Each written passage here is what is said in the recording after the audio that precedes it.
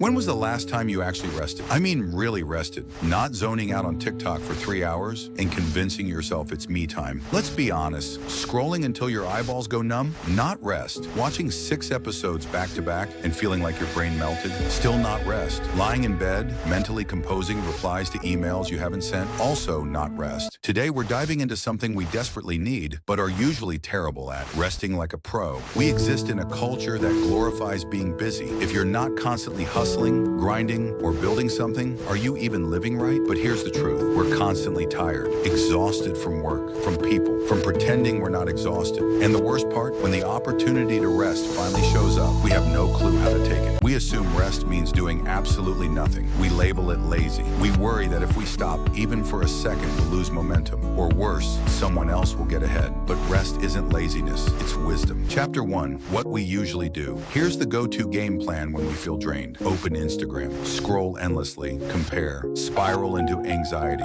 play video games for hours on end. Entertaining? Sure. Restful? Absolutely not. Convince ourselves, I'll relax once I cross off everything on this to-do list. But that list, never ending. Lie in bed while checking emails, just one last time. Spoiler alert, it's never just one last time. We fool ourselves into believing these are restful acts, but most times they leave us just as depleted, if not more. Chapter 2, what real rest looks like. So what does actual rest look like? It's not the same for everyone, but here's a clue. If it helps you feel more like yourself, more grounded, more human, that's the real deal. A few ideas. Sit in complete silence for 10 minutes. No phone, just you and your thoughts. Unsettling? Maybe, but incredibly powerful. Take a slow walk, not for fitness, not for steps, just to be. Do something creative without a goal. Doodle aimlessly, bake cookies, write a terrible poem. Laugh with a friend, not trauma dump, not vent, just share a laugh. Say no to plans and skip the guilt. Yes, you're allowed. Chapter 3, why we avoid resting. Know why rest feels so tough, because it makes us feel like we're slacking. We've been taught that being unproductive equals being worthless. If something isn't measurable, profitable, or post-worthy, it's dismissed. But here's the truth. You don't have to earn rest. You don't need a reason. You're a human being, not a robot. Even machines need to power down sometimes. Practical tips. So how do you actually start resting like a pro?